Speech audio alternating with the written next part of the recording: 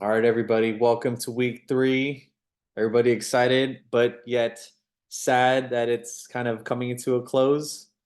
All Yep. right. All right. Well, I got some responses from the email that we sent last night, and it seems like some of y'all want to keep going, and so I'm gonna try to figure out a way to accommodate everybody in terms of some of the new students that want to join in and who haven't gotten these lectures, but at the same time, add something new to some of y'all who want to continue next month and maybe even further. Um, like we've talked about before, I don't know how it's going to go with regards to putting out on the CASPA applications, but hopefully you take away something a little bit more than just something to put on your CASPA, right? Hopefully some of these tools and guidance and info is beneficial to you in your journey into applying to PA school as well as through PA school and beyond as a PA. Next week, I'm going to open it up a little bit more for Q&As just so that way you can get some of the lecture material, but at the same time have some of your questions answered, whether it's regard to applying during PA school or even life as a PA when the time comes. All right. So without further ado, we're going to go ahead and get started on this week's lecture. Here we go. All right, let's run it. So welcome to week 3, as I mentioned. So we're going to go ahead and recap and review from last week's lectures. And we're gonna go ahead and do this kind of the same way with your Zoom hand raised, and then we'll go ahead and go from there. So first question, what does the PANTS stand for? All right, Araceli. Physician Assistant National Certifying Examination. Okay, perfect, perfect. And as a bonus, what is the PAN-RE? The retake exam for that. So the Physician Assistant National Retake exam. Recertification, Recertification. recertification Okay. exam. Yes, yes. Okay. All right. And then how many hours is the PANTS itself? Chris? I believe it's 5 hours. 5 hours, yes. So, I mean, obviously, some people can finish a little bit earlier. If they're getting through those block of questions before that time frame is up, but in general, you're allotted that 5 hours with the breaks and everything included. Okay. All right. Third question: how many questions are on there? Multiple choice questions. Alexis. 300. 300. All right. And then do you have to score 70% of those questions to pass? Trick question. Essentially, yes, but it's all based on the grading score. It so you don't necessarily have to hit whatever that score is of 800. But what's the passing score? Does anybody remember? I think I mentioned it, but it might not be on the slide. Passing score. Yeah, Destiny. Is it 70% or 75? Yeah, but again, so it's a weird raw scale score that they have. Um so there's a specific number that you have to hit in terms of the score itself. I'm not Do you sure. want to try again? I have no idea. Okay, no worries. Somebody want to help her out? Alexis? Was it 350? 350. Yeah. So again, I don't know where they got 350 out of 800 equaling about 70%, but again, that's just how they scale it. So it's between 200 and 800. Passing score is over 350. Okay. Just as a reference, my score starts with a 4. All right. And most of my classmates' score started with a 4. So it doesn't really matter what you score as long as you see that green passing.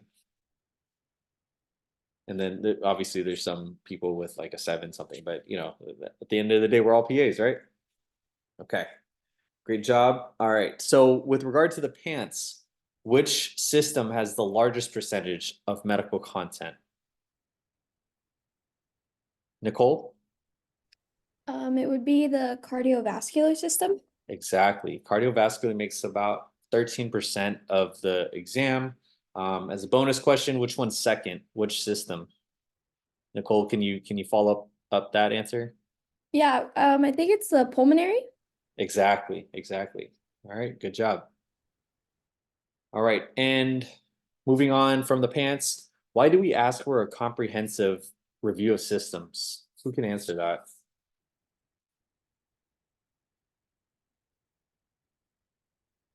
What's the main reason why we want to ask for a comprehensive review of systems? Let's go, Emma.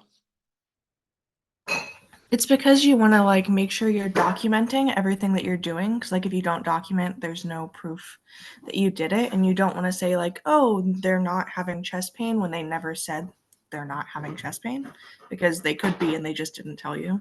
Yeah, no, that's excellent. That's definitely an excellent point that Emma brings up with regards to documentation purposes, right? Okay. Anybody else want to add some other aspects? Destiny? To narrow down and to find a diagnosis and treatment.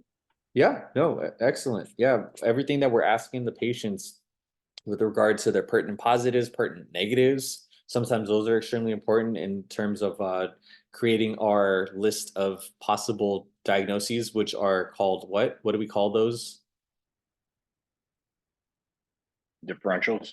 Differentials. Great, Adrian. Thank you. Yeah, so our differential diagnoses, we're asking for these review systems. We're documenting it, like what Emma said, in terms of, does the patient have chest pain? Did we ask them that they had chest pain? And then are we documenting it, right? And then from there, we can hone in with regard to, trying to figure out which symptoms they're having and what red flags they have in order to allow us to figure out what's going on or how to better treat them, right? We don't have to always have the 100% correct diagnoses, but which one's the best diagnosis based off of these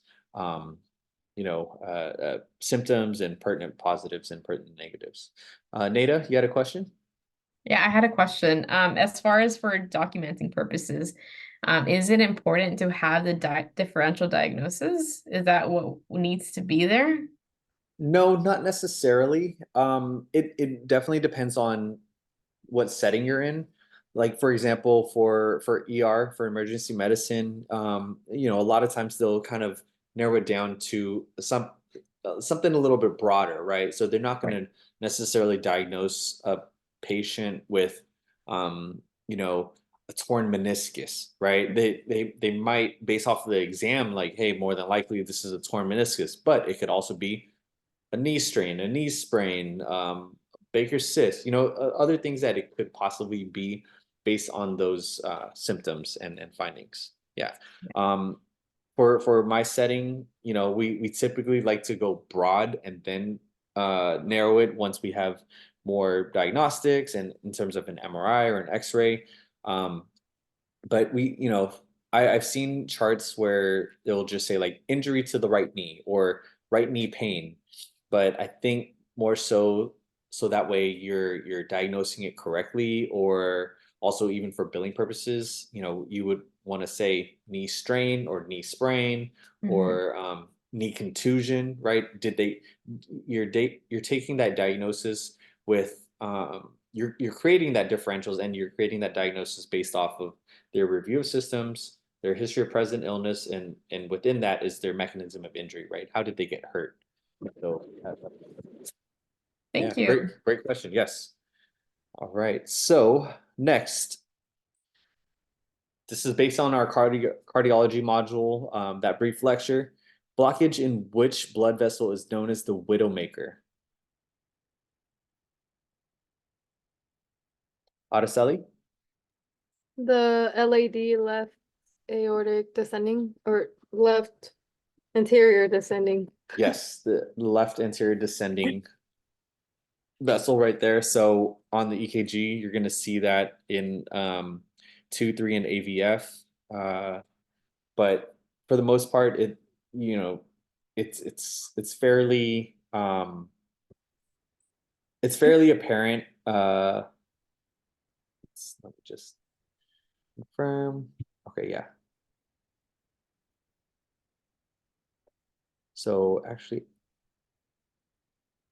I wish I kind of put this picture up, but so it shows you which leads. So I apologize, it wasn't for the LAD, it's not 2, 3, and AVF. That's for inferior infarct. It's leads 1, AVL, V5, and V6. So this, oh man, you can't really see it, huh? So on here, the EKG is separated in terms of areas of the heart, right? So the anterior, the lateral leads, and the inferior leads, and it kind of shows which where the signal is going to be in terms of correlating with what blood vessel, right? Which part of the heart is getting uh, that change in on the EKG. All right. So with regards to EKG, which one is which?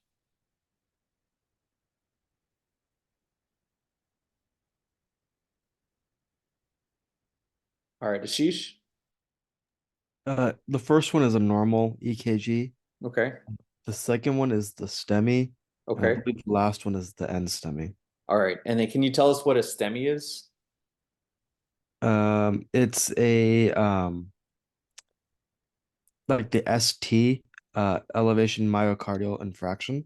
Yes, yes. Infarction. Yep. So the ST elevated MI, and then the N STEMI is the non-ST elevated. So you'll see that depression right here as opposed to this elevation, right? For the ST. So you're gonna have the PQRS complex and then ST and then the U waves. All right. So great job there. All right. And then so this was the picture that I wanted to show y'all. This is based off of Med Comics, which is a PA resource. So who can tell me what location or classification this is?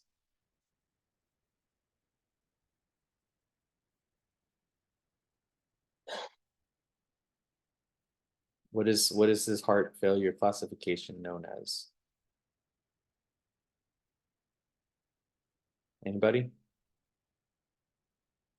All right, so it's the New York Heart Association heart failure classifications, right? So we're just grading the patients based on, activity and any limitations, things like that.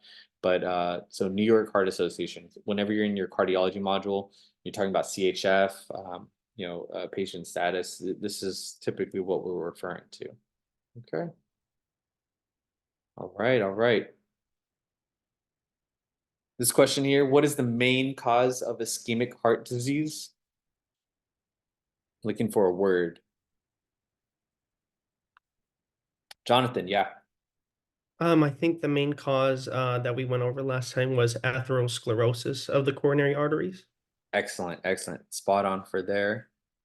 All right, all right. So with atherosclerosis, what are some risk factors? Doesn't have to be right or wrong, but shout out some risk factors that we're going to have for patients, having atherosclerosis. Heart attack. So it can lead to a heart attack, yes, but what Oh, risk factors. risk factors? Yeah. The diet. Diet. Okay, Yeah. so diets in high what? Fatty, Cholesterol. greasy foods. Cholesterol, fatty, greasy foods. What else?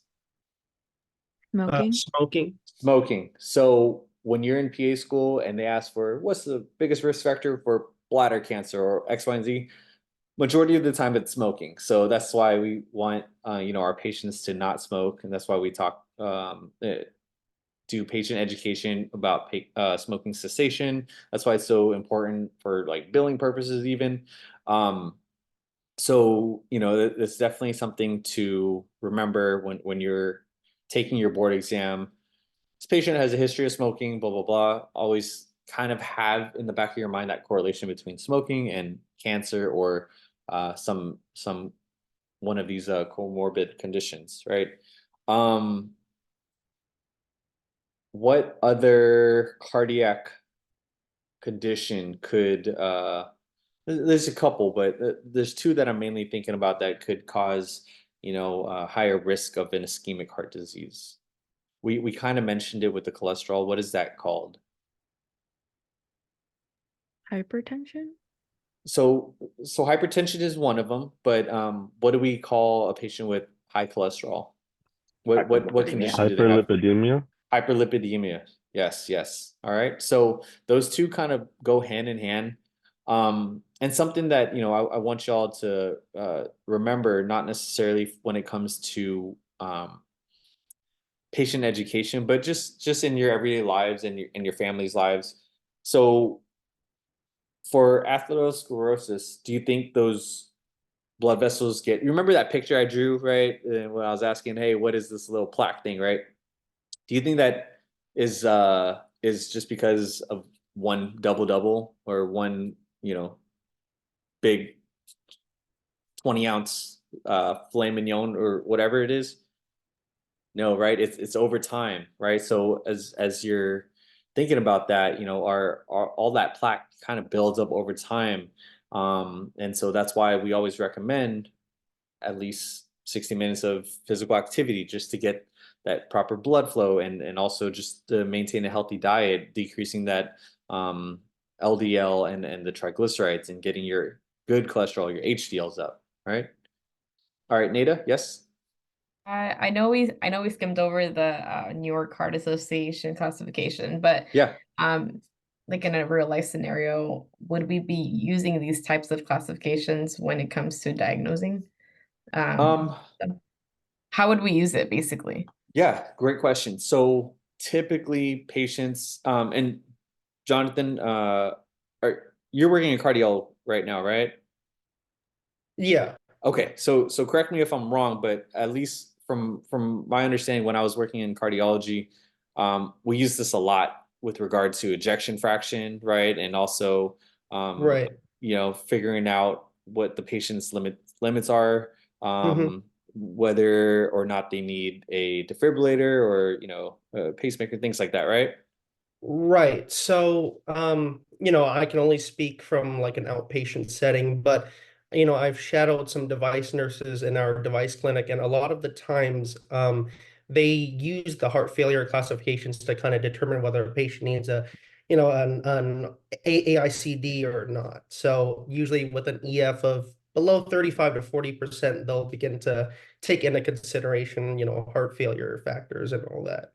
Yeah, thank you for sharing, Jonathan. So, just to kind of build upon what Jonathan was saying, and I know he threw some pretty scary abbreviations and words right there, but so EF or ejection fraction, that's how much blood output your heart is putting out, right? And an AICD is a automated implantable cardiodiversion, right? Cardioversion device. Cardioverter defibrillator. Defibrillator, yes. And so that's, in the event that your heart can't pump out enough blood, hence, the higher classes of the heart failure, that's when, patients are more, I guess, what's the word? They're more eligible to receive those devices as opposed to, just waiting and seeing for them to have like a higher ejection fraction. So, does that kind of No, answer that your makes a question, lot of Nada? sense. I Okay. just wanted to know at what scenario we would use this, but yeah, that makes sense. Typically in a cardio setting, yeah. All right, perfect. All right, so great. And last week I didn't show y'all some pants questions, but this is a practice pants question to kind of show you what to expect on the pants and on your PA school exams. So you're gonna have what we call a vignette, right? So a vignette is kind of a patient that you can kind of picture what's going on with them. Age, gender, past medical history. So all this demographic, all this background information that allows us to paint a better picture of who this patient is, right? And they're presenting into like our cardiology clinic, and we're just continuing to figure out what the treatment is or what the most likely diagnosis is. And it's almost like that example I told y'all where, you're reading exactly what's going on, you know exactly what the diagnosis is. And at the very end, the question is, all right, and what's the second line of treatment? You know what I mean? So it always tries to throw you off. So this is kind of when you want to be able to build a strong foundation of how to create that differential diagnosis, how to treat these conditions, and what's how to diagnose in terms of what diagnostics to do and things like that. Okay. So somebody want to help read this vignette for us real quick, please? All right, go ahead and Araceli. A 43-year-old male with a past medical history of hyperlipidemia and a social history of smoking has been having recurrent episodes of episodic sharp chest pain that usually occurs after activity or first thing in the morning. The patient reports of sharp substernal pain currently and looks anxious. Chest radiology shows no acute cardiopulmonary disease. A 12 lead EKG shows ST depression and T wave inversions at 120 beats per minute. Labs showed elevated troponin. Which of the following is the most likely diagnosis? A, acute pericarditis. B, stable angina. C, unstable angina. D, Prinzmetal's angina. And E, non-ST elevation and myocardial infarction. Okay, great. Thank you, Araceli. Mhm. Do you have any questions on what you read? How to pronounce something? What does something mean? I guess I haven't really seen like Prince Metals and it's just kind of hard to like put everything together since it's fairly new for some things. Yeah. I know I have heard that troponin levels is just because I like looked at my grandpa's stuff, Mhm. but it's just like indicates damage to the heart. Is that correct? Yeah, so it's an enzyme, essentially a cardiac enzyme that shows, damage to pretty much how the heart is working. So it's a protein, right? It's a Mhm. protein found in our heart muscles, and once there's damage there, yes, we're gonna have some leakage of troponin into the bloodstream, and that's when we draw labs, right? And that's when we can see that spike. Okay. Some other cardiac markers would be like the CKMB, uh, uh, CPK as well would show up. But yeah, so we're doing X-ray, we're doing EKG, we're doing labs, right? Um, so what else? What other questions do you have on here? It was mostly like, well, the thing I never seen is one of the answers where it's Prince Metals Prince angina. Metal. Yeah. Okay. So Prince Metal is And- is just a name from somebody, but it's a different type of it, and it's kind of hard to differentiate between the stable angina, unstable angina, and the Prinzmetal angina. Sometimes they'll have very slight differences. That's what allows us to make those differentials in different diagnoses, right? So, who can kind of walk me through the difference between like just a regular angina versus like a myocardial infarction?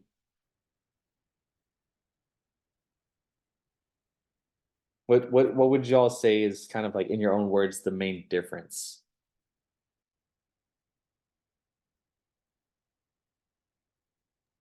I can go for it. Okay, go ahead, Paulina. Yeah. So would it be that angina doesn't cause permanent damage and a heart attack does? You said angina does not cause permanent damage, right? Yes. Yeah, yeah. So it's a little bit more transient, a little bit more, temporary. A lot of times it just kind of presents as like a symptom of it, and then, obviously an MI. So there's like different layers to decrease blood flow to the areas of the heart, right? So you're gonna have ischemia, and then you can have infarctions, right? So those are big differences as well, obviously leading to tissue damage, things like that. So angina again is a little bit more transient, right? um, we typically wouldn't see too much of the those findings with regard to angina as opposed to something else. So let's just have everybody type in the chat. What do y'all think the most likely diagnosis is in this vignette?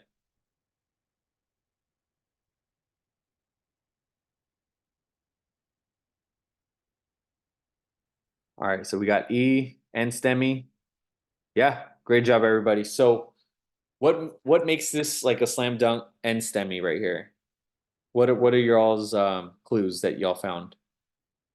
The EKG, right? So what do we have on the ST depression, right? So if it was ST elevation, right, it'd be a STEMI as opposed to an N STEMI. Great. All right, good job, everybody. All right, next question. I got one more of these. Let's go ahead and have somebody else go ahead and read this vignette for us, please. Paulina, go ahead. A 42-year-old male presents with acute chest pain for 2 hours that is not relieved with rest. On physical examination, his vital signs are as shows: blood pressure 88/60, pulse 49 beats per minute, respirations 20 per minute, oxygen sat 97% on room air, temperature 98.9, and ECG shows 3 mmSt elevations in leads 2, 3, and ABF and ST depressions in leads V1, V2, V3, and V4. Which of the following is the most appropriate management at this time? A, administration of 4 nitroglycerin, administration of 4 morphine, administration of 4 fluids, administration of 4 Labatol, and administration of IV furosemide. Yeah, so all of those are all IV medications, right? So IV nitroglycerin, IV morphine for the pain, IV fluids, you know, in case there's any electrolyte imbalance or fluid imbalance. IV labetalol, that's a beta blocker, right? To get the for the blood pressure, and then IV furosemide, which is Lasix, IV Lasix as a diuretic, right? So let me I have it up on here. So just kind of thinking about it, right? Do you think we need to lower his blood pressure with that IV labetalol? No. No, right? Because it's pretty high. Yeah, I mean it's already pretty low, 88/60. We don't want to lower that even more. His pulse right there, 49 beats per minute. What are your thoughts on that? There's the Bradycardia. question. So what did we say about that? Too slow.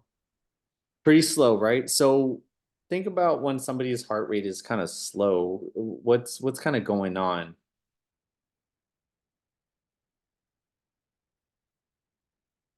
Do you think they're getting enough, you know, blood being circulated around? Nope. No, right? Yeah. So, and I know he was talking about acute chest pain, but looking at him, I wouldn't say he's in that much, you know, pain and discomfort to where I need to give him like IV morphine right away. For myself personally, I think the main what I want you to take away from this is stabilization, right? So we can see he's hemodynamically unstable. His heart rate is low. He's, you know, his respirations are 20, so he's probably having some rapid breathing. His blood pressure is low, so I don't think he's getting enough volume, you know, for this. I just want to see what y'all's thoughts are for the answer, but I'll share what the correct answer is and the reason why. So again, oh yeah, Destiny, go ahead.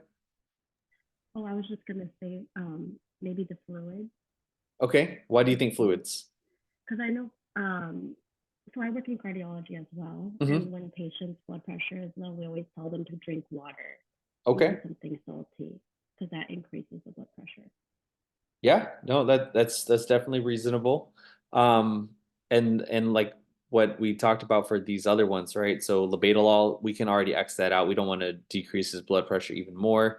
Pain level wise, yeah, it's not really too much. And then with the nitroglycerin, like do we really care too much about like being vasoconstricted or not, you know?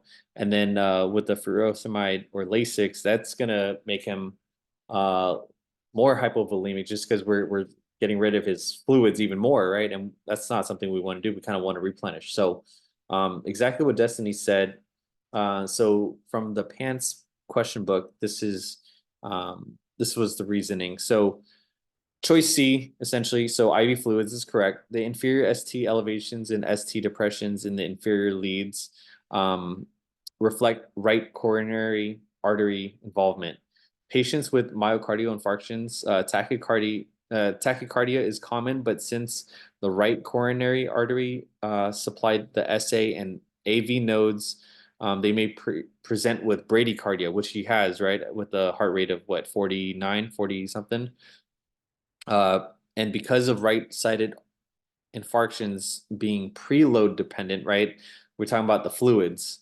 So IV fluids help to preserve preload, thereby protecting the cardiac output. So again, he's hemodynamically unstable. His blood pressure is low. His heart rate is low. So he's not pushing out enough, blood to the rest of the body. Okay. So the other reasons as to why, A, B, D, and E are incorrect. So with choice A, IV nitroglycerin is incorrect because although it is helpful, like what we talked about with patients with myocardial infarctions, patients with inferior and posterior wall MIs are preload dependent. So this is a different situation, and then that IV nitroglycerin is actually going to drop their preload even more, right? So what's another contraindication with regard to use of nitroglycerin? Who can tell me one of the main ones whenever we ask if patients are taking what medications?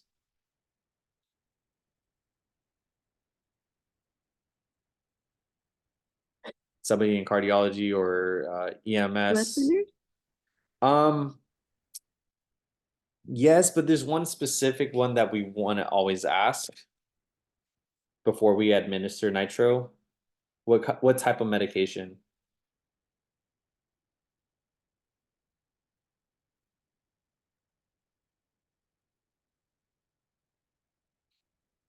So erectile dysfunction medications, y'all familiar with that?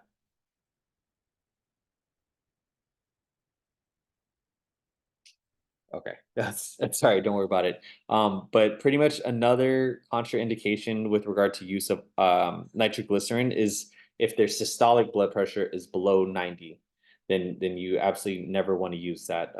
Then never want to use nitroglycerin. Okay. IV morphine can also drop preload. So and these patients are preload dependent. Labetalol, we kind of already talked about with the blood pressure and the pulse being, where it's at.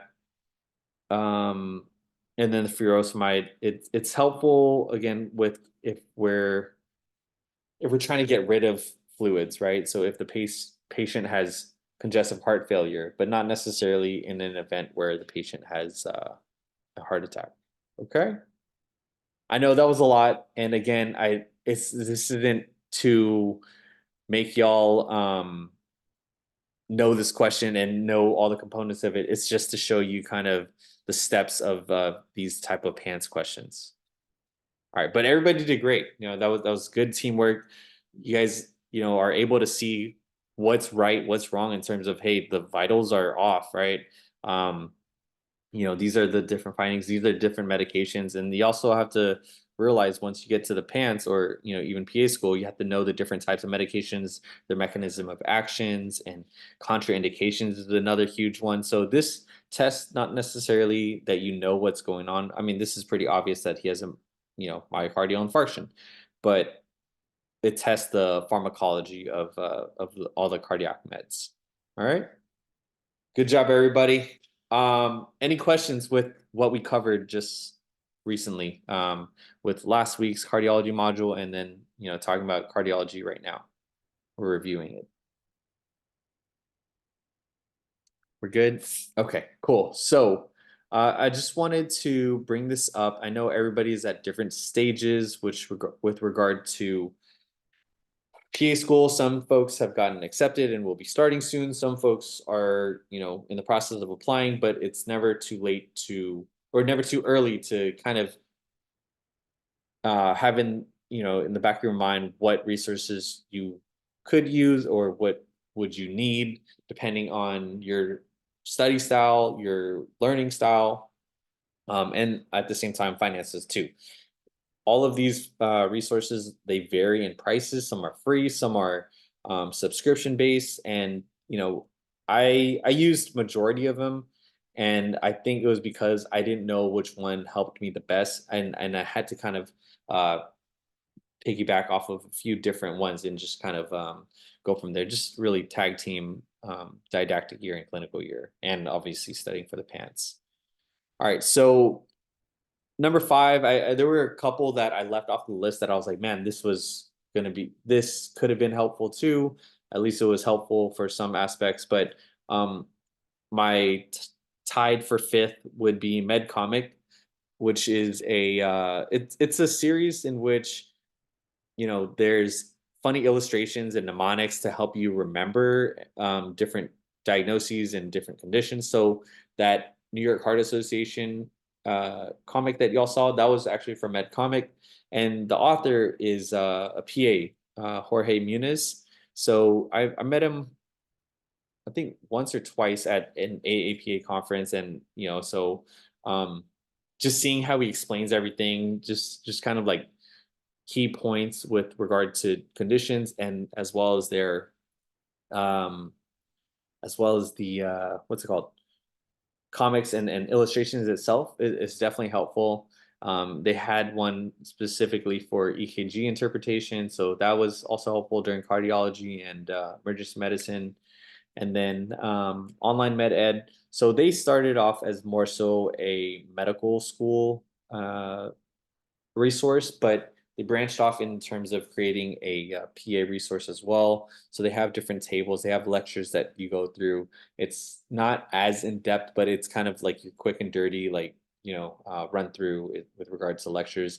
And then Dr. Dustin Williams, he's the lecturer who, you know, he'll do different flow sheets to where, you know, this is how the patient presents, this is what you do in this situation. So it's helpful if you're kind of on a stepwise approach, learner need. All right, so number 4 is Smarty Pants, also created by a group of PAs. They break up all the different, you know, systems, and within those systems is the blueprint of all the different conditions and diseases that is going to be covered. Obviously, it doesn't have all the answers in terms of, you know, diagnosis and everything, but it has pretty much how standard resources go in terms of, you know, the diagnosis or condition, the etiology, signs and symptoms, diagnosis, like how do you diagnose and figure out what's going on with the patient, and then treatments and all that. So they break it down, and then they also, what I loved was they had practice exams, so specific to each module or each block, as well as PANCE exams or PANRE exams, and then, you know, there's different progress that you can do. So I liked this because of all the practice questions. And so for me, practice questions were probably one of the best things that you do, because it's just more repetition and you know, exposure to all these different conditions, how the exams are wording these conditions, how they're wording these vignettes. So the more practice you get, the more reps you get, the better you'll be and the more confident you'll be. All right. This was also a very extremely helpful resource during didactic year, because I felt like some of the questions, you know, kind of came from this test bank. I mean, you can only ask so many PA questions, right? But again, with repetition, you're going to come across some of the same questions, same, you know, vignettes, right? And then with a pack rat, which is also like a practice board exam that you're going to take during PA school. This is also helpful for that.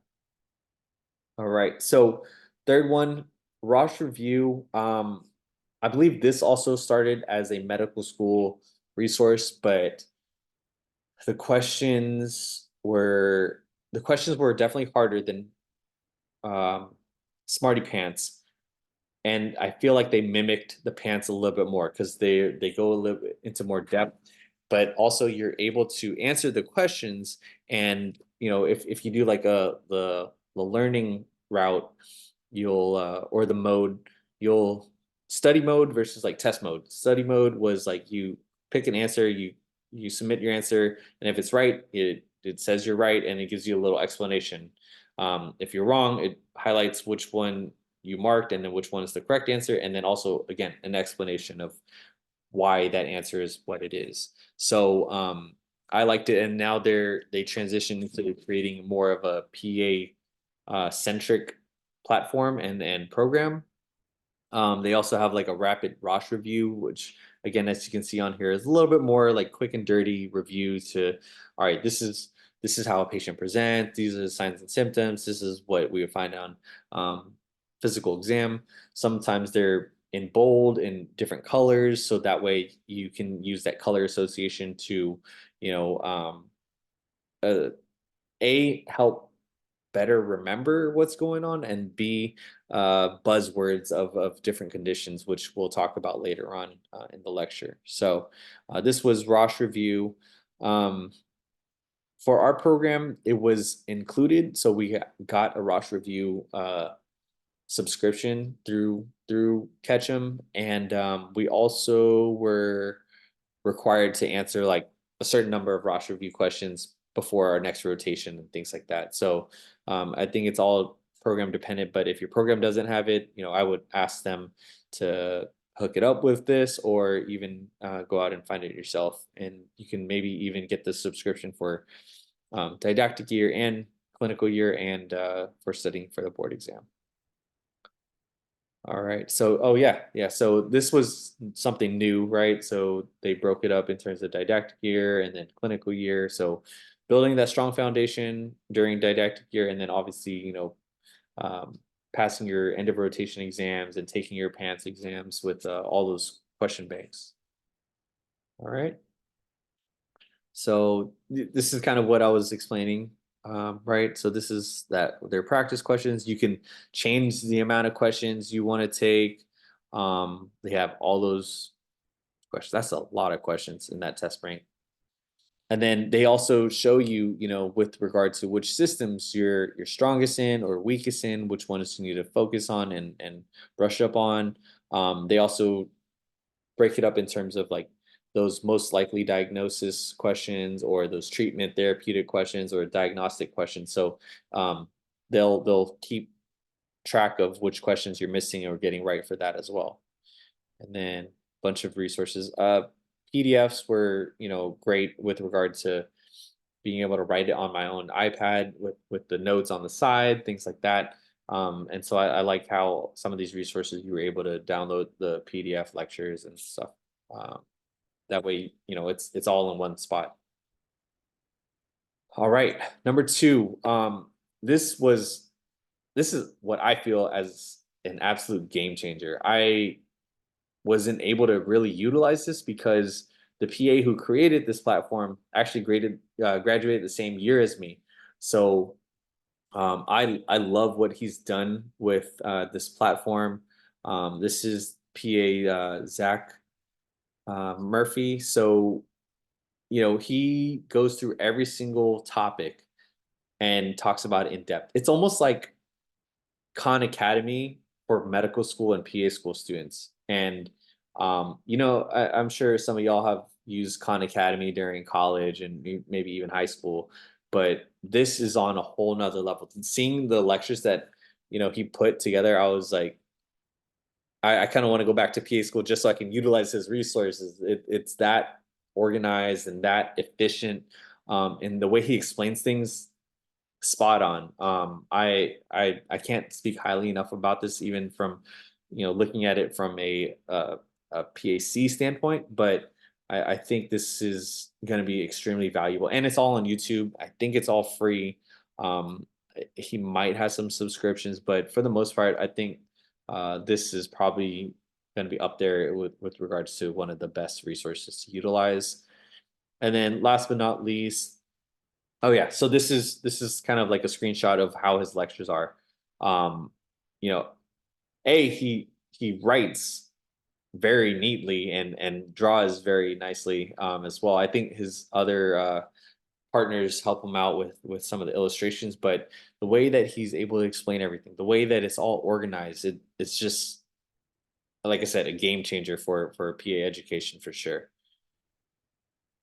All right, and then last but not least, the MVP that got me through PA school, which was Pants Prep Pearls. So right now they're on their fourth version. When I was there, obviously I used the second version, and then so this is pretty much the standard with regard, like I said, those conditions and diagnoses, and then the clinical manifestations or physical exam findings, and then diagnosis and management. So I love how it was all broken down into, different sections, and this way you can remember it. For myself, I used different color highlighters, so each condition or disease would be in yellow, the etiology would be in green, the physical exam findings or clinical findings would be in blue. Anything that was big, bolded, and like buzzword keyword was like starred and red boxed and everything. Diagnosis like EKG or MRI, things like that, I would try to make it like orange, and then the treatment would be in pink. So that's how I kind of tried to keep it organized throughout my whole PA school time. And so what I would do is go through the lectures, open up where Pants Prep Pearls has this condition, write my PA school notes from lecture onto these small blanks, and then when it goes time to reviewing for the exam, I just flip through because all my notes and all the study guides are right there for me, right? So, like I said, these are the different versions. That's Dwayne Williams, PA Dwayne Williams. So again, another resource created by a PA, which was amazing to me. And he's super humble, super down to earth, and I love what he's done for PA students in the community. And he's also a lecturer for the Pants and Panry reviews, and I still is a preceptor for students as well. He's out in New York, but I met him a couple times at AAPA as well. And then the Pants and Panry question book. So both of those cardiology questions came from that Pants Panry book. One of them I kind of changed up a little bit for him. So yeah, it was cool utilizing that. Um, and that's those are my resources. But like I said, there's plenty of other resources out there. It's just I don't want y'all, when it comes time to PA school, time is money, right? So I don't want y'all to sift through and go through all these different resources. I want you to find what works best for you and stick to it, right? Because they pretty much all have the same information, but it's all about is what gets delivered to you best, and what makes the most sense, and how are you able to retain it all, and again utilize your time efficiently when it comes to studying for your didactic classes, your board exam in general, and just everything else in between. Okay. All right, y'all. Let's take a quick 5-minute break, and then we'll hop right into HPI. But I'll stick around and rehydrate with water because I don't want to lose my voice again at the end of lecture. But yeah, I'll be right here, just drinking water. I got this from one of my mentees, which is pretty cool. I don't know if y'all can see this, but I guess she made it on the Cricut, and it says physician assistant fuel, which was pretty cool. But yeah, she's out in New York right now for PA school. Proud of her. She's doing her thing. But yeah, questions, go ahead and feel free to take a stretch break, restroom break, whatever you need.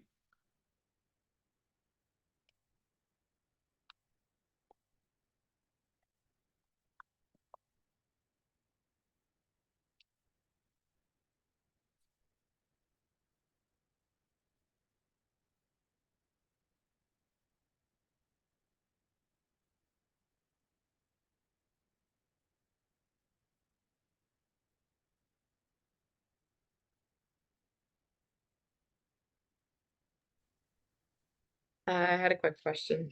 Um, Yes. so a lot of people say that before you get into the program, it's good to take a break from studying or anything like that. But your personal opinion, what do you think? It's good.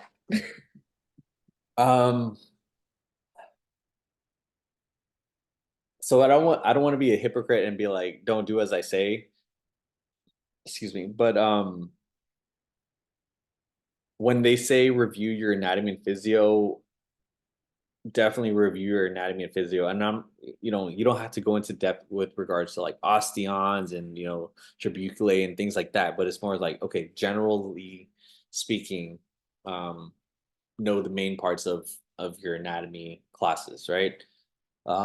Aside from that, just wait for the calm. Like this is the calm before the storm before you start PA school, because you're gonna want that free time back, and you're not really gonna have it too much during PA school.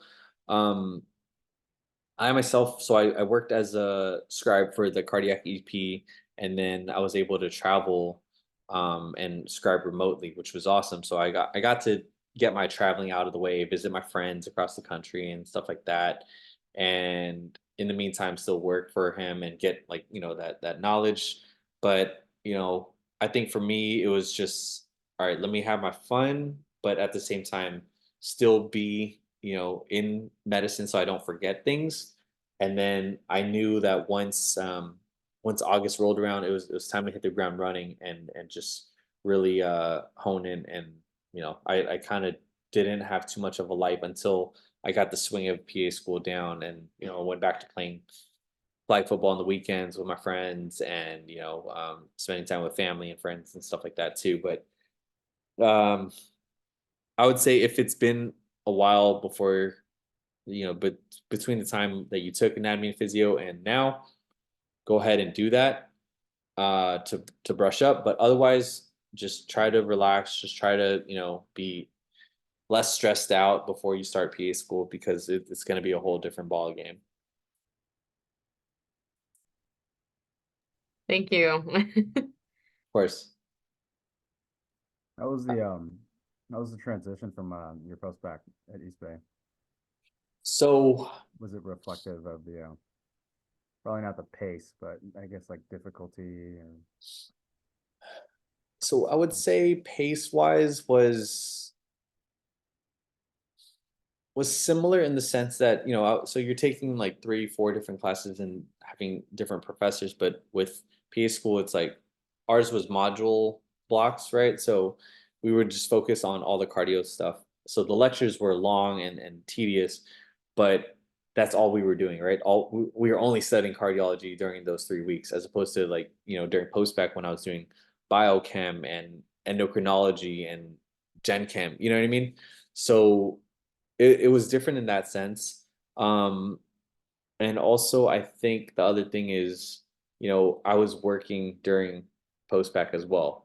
PA school, you don't have time to, this is your full-time job, right? So you're dedicating all your time and energy to this. So it's different in that sense, to where you don't really have time to spread yourself thin, right? This is all you're focused on. Um, for myself, I've just always been like that overachiever in terms of school and sports and like ASB and all the extracurriculars, and therefore my grades suffered. And so when I got to PA school, it was like, all right, this is all I have to do, just study. Like, this is wild. Like, I've never had that before. So it don't get me wrong, it's still hard, in terms of all the volume, but um I think I thought it was going to be way harder, because I've always gone through school on like hard mode, and it was just more self-inflicted hard mode. I didn't really have to put myself through that situation, but unfortunately, I mean, it builds character. But um, I think if ultimately I found myself still being involved in PA school too, with like our mentorship program and our class board and stuff like that. So if I would have really just sat down and chilled, I think it would have been a lot easier. But again, not in my nature. I feel it. I feel it. Yeah, for You're sure. making the most out of everything you do. I try, man. I try. Yeah. So Adrian asked right here, any essential note-taking apps that you recommend? So on the iPad, I used GoodNotes. I swear by GoodNotes. Some people like Notability. So, like for example, Susan's taking some post-bac classes and she was using Notability. And I was like, nah, why are you using Notability? Use GoodNotes. And it was like a little learning curve for her to switch.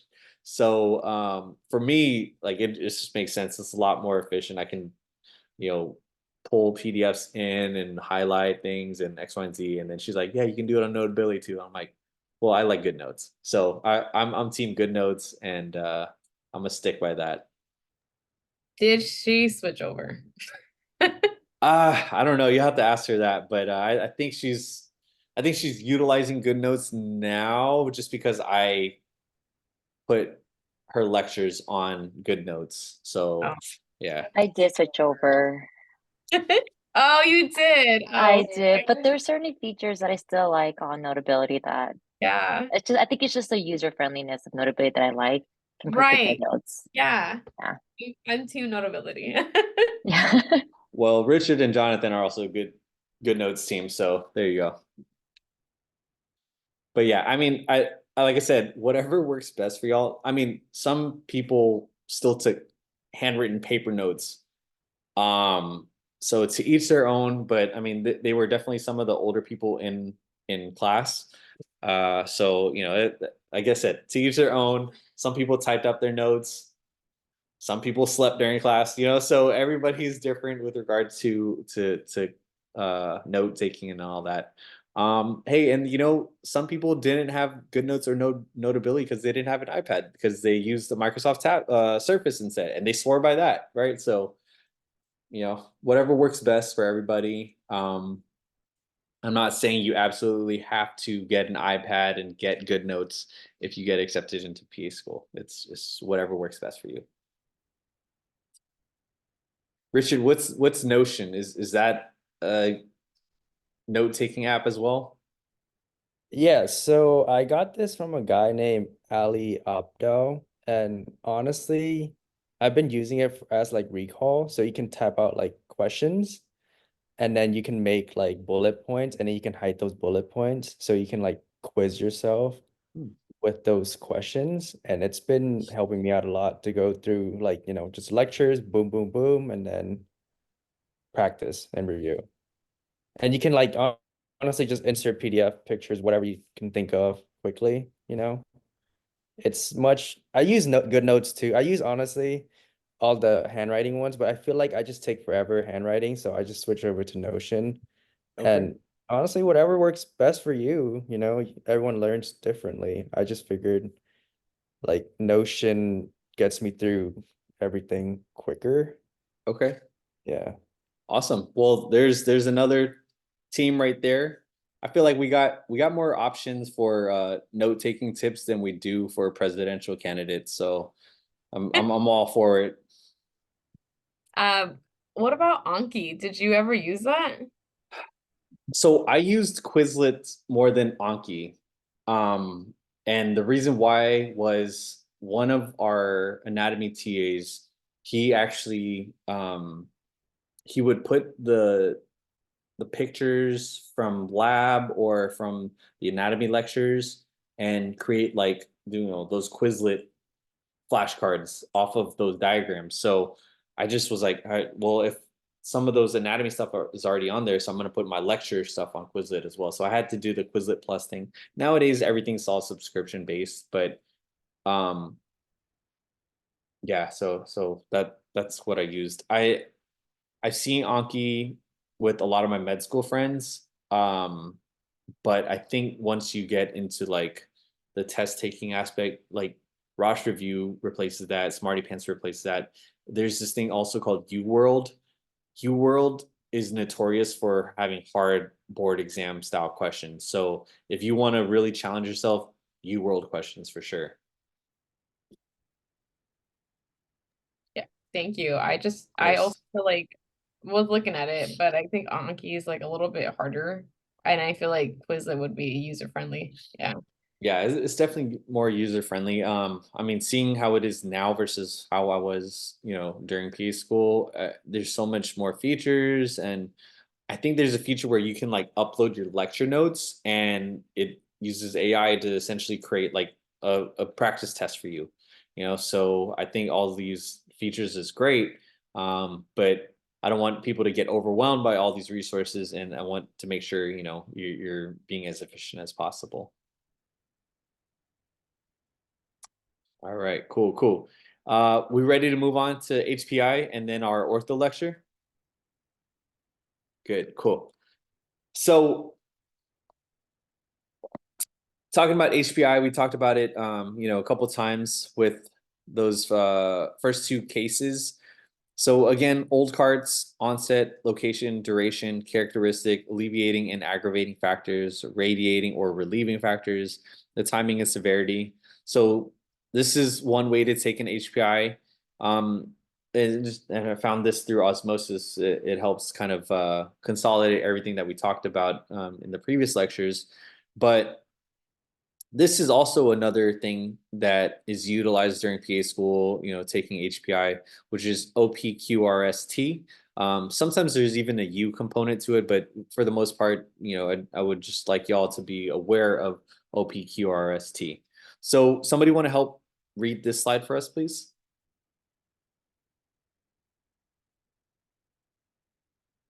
All right, go ahead, Chris. All right, OPQRST, onset. The onset of pain can provide important clues to its origin. What was the causality doing when the pain started? Did the pain come on gradually or suddenly? Provocation, what makes the pain worse and what relieves it? May be rest, position, or medication. Quality, ask the casualty to describe the pain in their own words. Is it sharp, dull, constant, coming and going? Radiation, does the pain spread to any other regions of the body? Severity, how severe is the pain? Use a verbal pain score to rate the pain. For adults, start the point is 0, i.e. no pain, and endpoint is 10, worst pain imaginable. Timing, how long has the casualty had the pain? Is it getting worse, better, staying the same over time? All right, thank you, Chris. And then casualty, aka patient. I think this is more of like a trauma slide, but very similar, right? Very similar to old carts with regard to some of the information that we need to create an HPI. So whichever one you are taught in PA school, I think they'll give you that option to utilize. I think it depends on the setting, but typically, if you follow one of these two templates, you can't go wrong with creating a comprehensive HPI. Okay. Any questions on old carts or OPQRST?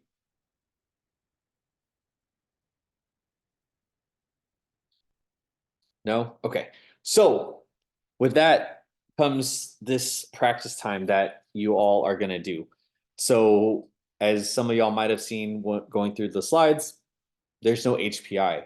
I want y'all to figure this HPI out. So you 27 students are the PA, and you are going to be interviewing me, the patient, with regard to what I'm here for, X, Y, and Z, right? So for the sake of this purpose, let's have a couple people, take down notes in terms of, some of the symptoms. And then if somebody wants to, they can go ahead and type it in the chat box for everybody. So that way everybody kind of knows where we're going with regards to the symptoms. And then we can kind of draw that all back together. Okay.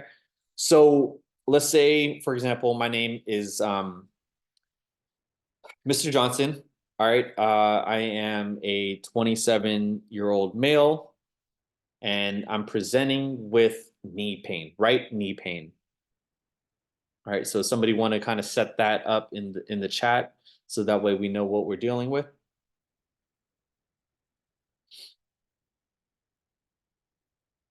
Okay. Sandra's got it. So this is a tag team event in which everybody's going to be, trying to create this HPI. So feel free to go ahead and ask your questions, and we'll go from there. Okay, let's see if we can create a cohesive HPI.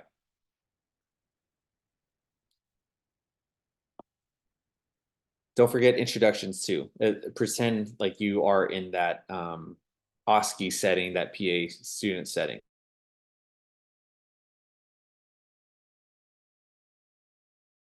We can ask you questions, right? Yeah, don't keep the patient waiting too long, y'all. When did the pain start, or when did you start noticing the symptoms? All right, let's go back, Nada. So great learning opportunity, right? So I know I introduced myself as Mr. Johnson, 27-year-old male, and my chief complaint is I have right knee pain, right? So let's go ahead and have Nada kick us off. So you're going in the room. How Hi, do you my name. start? Hi, my name is Nada. I am your PA today. What brings you in? What Right? brings you in today? There you go. Hi, Nada. Yeah, so I've been having this right knee pain that's bothering me. And when did you start noticing the pain? I started noticing the pain yesterday after I was playing flag football at the beach. Did you injure yourself during this time, or was it just a sudden onset of symptoms? Yeah, so I think I was running, and then I, tried to cut one way and hurt and felt like a pop in my knee. Did you see any? Can I continue, or should I let other people? We can let other people give it give it a shot as well. Yeah. Somebody else want to take over?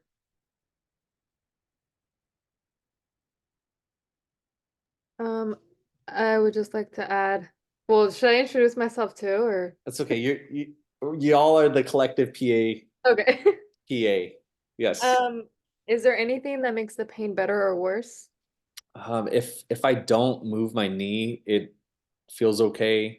I tried to ice it, and then I took 800 ibuprofen, which kind of helped a little bit. But if I try to move my knee, it hurts a lot. And when I touch it, it also hurts a lot, especially where it's swollen. Okay, thanks.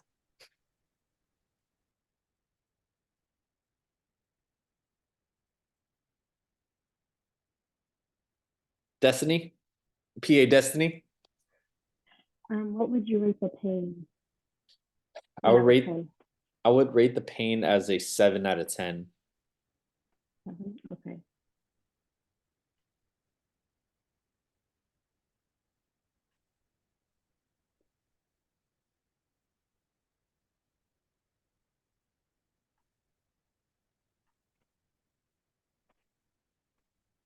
Any other questions? How would you describe the pain? Would you describe it as sharp, dull? So I would say it's constantly throbbing, and sometimes it's sharp. And is that sharp pain and the throbbing pain, is it only in your knee, or do you feel it radiating to any other parts of your body? No, it just stays in the knee.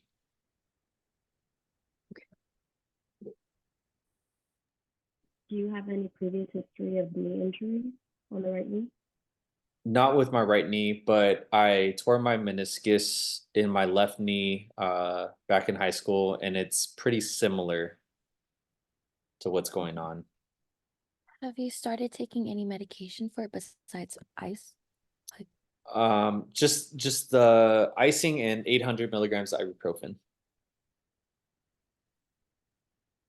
Did you see improvement with the ibuprofen? A little bit, but it's still pretty swollen.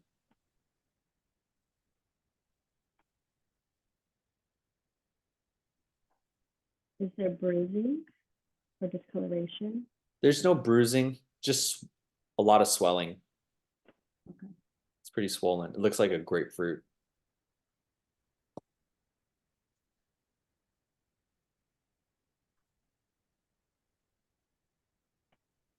Which part of your knee hurts? Is it on the medial side or the lateral side? what does medial mean and what does lateral mean? But excellent question, Jessica. I would say that the best way to explain medial is on the inside and lateral is on the outer part of the knee. Excellent, excellent. Yeah, so it's more so on the inside of my knee, right where I'm pushing towards on the middle. And would you say it's on the front part of your knee or behind the knee? Just all throughout that middle side, front and back. Okay. Excellent question though, Jessica.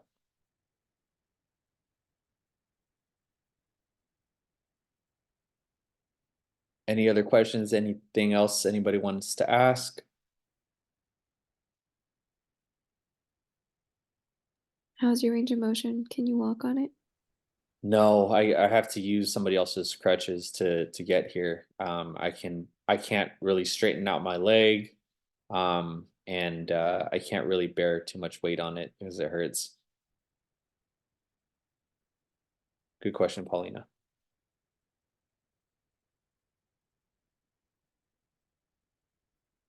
Everybody content with the information that we have so far? Yes. Good. Y'all think you can make an HPI with this?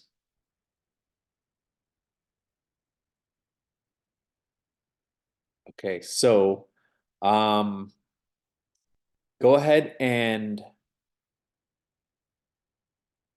type out your HPI on this meeting chat, and I'm gonna have somebody share that. Okay. So as best as you can, as it doesn't. So going back to I think Chris's question, from week one, it doesn't necessarily have to be grammatically correct with the paragraph complete sentences. I just want to make sure the OPQRST or old cards is all set up and whatever extra information you want to use is included in this. All right. But great history taking, everybody. Great questions. Great addition to questions. I hope I wasn't too much of a pain of a patient where, sometimes I'll ask patients like, what's your pain scale? 0 to 10, 9, 10. Okay, 9 and 10 being you got to go to the ER. What's your pain level? 8.5. And Those are the best patients. I appreciate. I not for where I am. I'll send them out to the ER.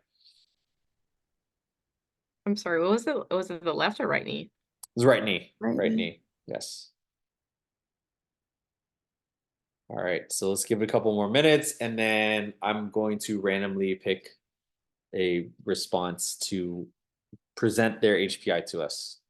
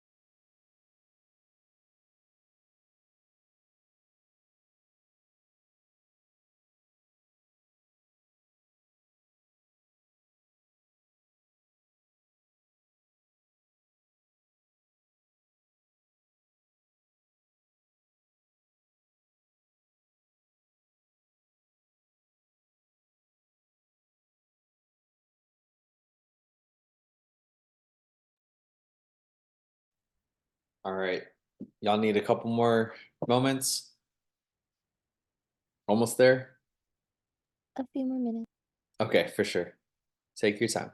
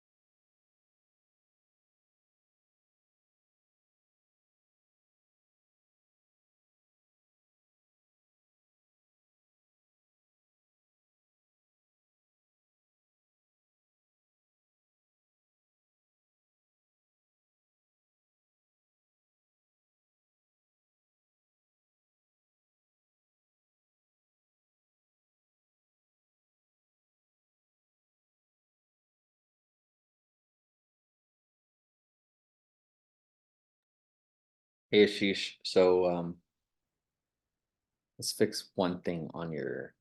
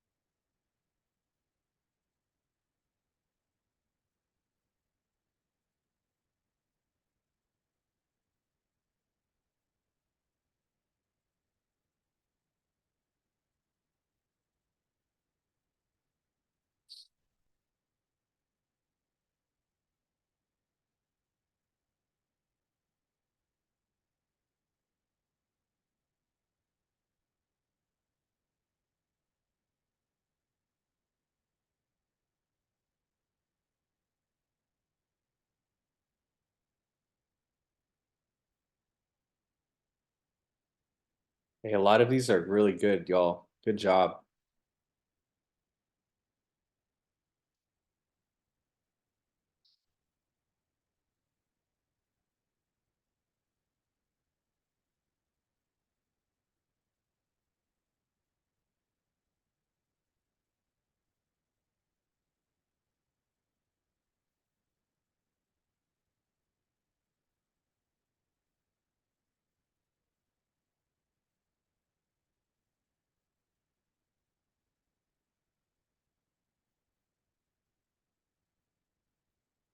Okay.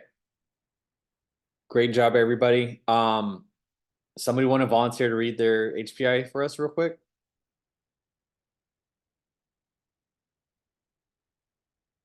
All right, Ashish, go ahead. Let's hear it. So a 27-year-old patient has come in with a right knee pain when playing flag football. The patient, Mr. Johnson, is currently using crutches. The patient he felt a pop in his knee. The injury occurred yesterday. The pain is a 7 out of 10 and occurs with movement. The pain is sharp and throbbing, but does not radiate to other parts of the body. It is localized to the region of the knee. The patient has mentioned that ice and ibuprofen, 800 milligrams, help alleviate the pain. There's excessive swelling to the knee, which is about the size of a grapefruit. And the patient also has a history of meniscus tears in the left foot. Okay, good, good. So a couple things that I wanted to add with regard to your HPI right there. You mentioned, knee pain while playing flag football, felt a pop in the knee. Something that I would add that helps incorporate the mechanism of injury, helps with our diagnosis is including the mechanism of injury. So I think some of y'all might have mentioned it, some of y'all didn't, but that's okay. When I mentioned I was running and turned and pivoted my knee, right? So that also helps kind of anytime you hear like a pivoting injury and then it turns and it pops, you kind of all automatically think of a meniscus injury. Not always 100% the case. Sometimes it could just be a strain of the ligament, or a simple sprain. Great job though. And something I think Destiny mentioned was like the medial aspect, or Jessica asked about it, mentioning where in the knee is it painful? Where do you feel that pain? Right. So the medial aspect. So on the inside of the knee, HPI, remember, we kind of want to utilize the patient's words. But overall, y'all are including all all the information that was given. But yeah, that was a great exercise, everybody. And reading through all these HPIs, really good. You guys are pros at HPIs now. I know some of y'all are already scribes, so good job there. And thank you, Ashish, for sharing your HPI. All right, so since we're talking about knees and ortho stuff, we're gonna try to breeze through this lecture so that way we can get to the fun stuff. But orthopedics, learning outcomes, kind of understand the basic role of an ortho PA, understand the basic anatomy of the shoulder girdle. We're gonna focus on the shoulder for this lecture in this case. And I want y'all to know the components of the rotator cuff, know the special shoulder exams of the shoulder, and yeah, so we'll move on here. So as ortho PAs, they have different aspects. Some of them are in clinic, some of them are in the OR, some of them are in both. But overall, they're part of a physician-led team. PAs practice in orthopedics, and they provide medical care under an orthopedic surgeon's supervision. Orthopedic PAs perform exams, interpret diagnostic tests, MRIs, X-rays, CTs, ultrasounds even. They prescribe medications, and they assist the orthopedic surgeon in surgery. And like I mentioned earlier, ortho PAs can work either in inpatient or outpatient settings, and they're allowed to, pretty much do what doctors do what the physicians do, just underneath their supervision. So, that includes performing comprehensive and problem-focused history and physical exams, ordering and interpreting those diagnostics as we talked about, implementing therapeutic intervention, whether injections or medications, ordering and performing diagnostics like we mentioned here, an EMG or a electromyogram, EKG or EMG or a nerve conduction study, electrocardiogram, compartment pressure measurements, checking for compartment syndrome, X-rays, other diagnostics, including CTs, MRIs, and bone scans as well.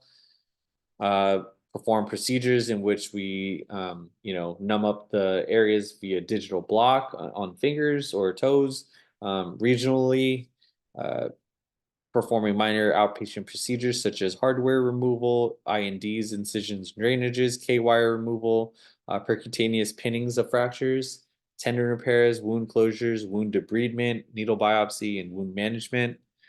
They can also do diagnostic and therapeutic procedures such as bracing, casting, splinting, closed reductions of fractures and dislocations, either under anesthesia or not. Injection of joints, aspirating joints and bursas, tendon repairs, trigger point and bursa injections. So a wide variety of things, including assisting in surgery as delegated by the surgeon. Medications, we do all that, as well as DMEs, or durable medical equipment, orthotics, and braces and other devices. Evaluating, screening, and counseling patients on health maintenance, smoking cessation, as we were talking about earlier, and promoting, utilization of community resources, conducting post-op rounds. So after surgery, we'll, take a look at them in the PACU and while making rounds, writing orders, submitting orders, and performing admission and discharge in an inpatient setting. So orthos can do all that, right? So it's a lot of work, but as you can imagine, gravity is undefeated. So there's going to be tons and tons of ortho cases for orthopedic surgeons and PAs to help fix. So this is a brief illustration of the shoulder girdle. You have your clavicle, scapula in the back, posterior, and then the humerus right here. Different joints will show a different picture that highlights the ligaments and aspects of the shoulder a little bit better. So just kind of basic overview. A sprain is the stretching or a tear. We typically do it in grades, grade 1, grade 2, grade 3 of a ligament. So ligaments, sprain, stretching or tearing of the muscles or tendons is a strain, right? So sprains versus strains. Ligaments, and tendons, they're both fibrous tissues, but understand and remember that ligaments connect bones, right? Tendons connect muscle to bones.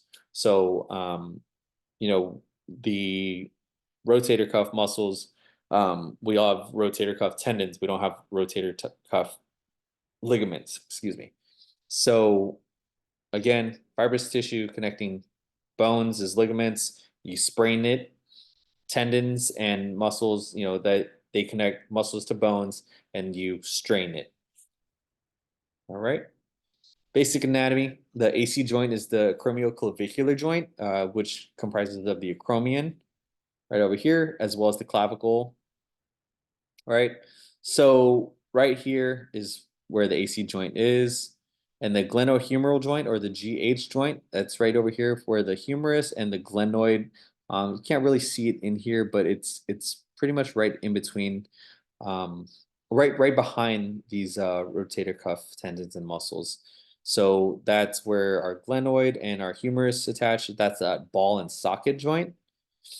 All right, and then our rotator cuff muscles, or our sits muscles, is that comprises of our supraspinatus, subscapularis, and infraspinatus, as well as our teres minor. Or if we want to go that sits acronym, so supraspinatus, infraspinatus, teres minor, subscapularis. So as you can see them here. All right, and again, we're going to focus on these 4 muscles for the shoulder right here. This is very high yield during PA school, during ortho. Please, when you get to your rotations, if you're doing special shoulder exams, the rotator cuff muscles. Please know them, and please know the special exams. I had a situation where I was precepting a student during one of my shifts, and I was pretty much covering that doctor who was a preceptor for this student. And this was, I think, like they're, towards the end of all their rotations, and they still didn't know what the special shoulder exams were. And that was kind of frightening. So please know this before you go out into clinical rotations. Again, so the supraspinatus, infraspinatus, subscapularis, and teres minor, they all originate in different areas, but for the most part from the scapula, right? So let's go back to that picture of the scapula. Right, so where they insert, or where they originate, is right over here, posterior aspect. So supraspinatus is over here on that supra aspect, the supraspinous fossa of the scapula, which is this region. Infraspinatus, so that's back over here, but again, down this way. So the inferior fossa of the scapula. Subscapularis is originating at the subscapular fossa, which is this region, and then teres minor down here, where it is the lateral border of the scapula, so the outside, right? And now you're going to talk about where they originate as well as where they insert. And as you can see in this picture, the tendons come across right here to the humerus, right? So pretty much all the rotator cuff muscles insert into the humerus at different points. So the greater tubercle, the lesser tubercle, and then the greater tubercle. Y'all see that? Cool. So typically where rotator cuffs get torn is right here in this region, just because when we're lifting our arms, our shoulder via different mechanisms of injury, this is typically where we get that damage.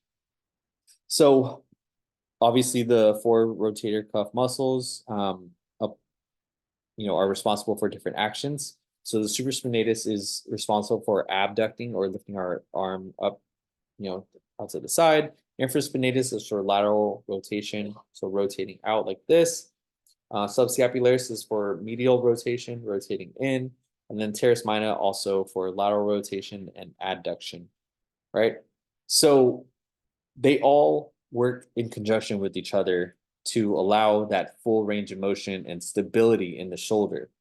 So anytime something is torn, it's going to be a little bit weaker and a little bit more strained on the rest of the rotator cuffs muscles. All right, so here's another view of the shoulder girdle ligaments. These ligaments, they typically don't get too injured. It's more so the tendons that get injured. However, there are AC joint sprains, so the acromioclavicular ligament, that's what gets sprained, right? And then again, we get strains of the supraspinatus muscles and tendons. All right, so moving on over here, kind of what we talked about earlier, supraspinatus elevates the shoulder joint to the outside, so that abduction movement. Infraspinatus, so that lateral or external rotation of the shoulder joint. The teres minor also helps to externally rotate, or lateral rotation and adduction of it. Subscapularis right here, it allows us for the medial, right? So the medial rotation of the shoulder. All right, so this is a different view as to, the front view versus the back view, where it attaches, or where it originates from the scapula, and then where it attaches into the humerus. The greater tubercle of the humerus and the lesser tubercle of the humerus. All right. So when we do a shoulder exam, what's the first thing we do? We look, right? We examine the patient by inspecting. We're looking for any bruising, any color changes, any muscle atrophy, any deformities, right? Any bony abnormalities. Do they have a fracture associated with the strain or a sprain? So you're going to look at both shoulders for comparison. Is one riding a little bit higher up than the other? So we're looking for any asymmetry, but for the most part, we're looking just as an inspection. And then that's when we palpate, right? So we're going to palpate right in front, that AC joint, that acromioclavicular joint, make sure there's not like an AC joint sprain. There can be like a grade 1, grade 2, grade 3 sprain there. And then we're going to palpate here in the biceps tendon. So we have the long head of the biceps coming, from your bicep muscle over into the humerus right here. So that allows us to flex and extend, as well as working in conjunction with the triceps. All right, so we're going to palpate there, make sure there's no deformity of a bicep tendon rupture.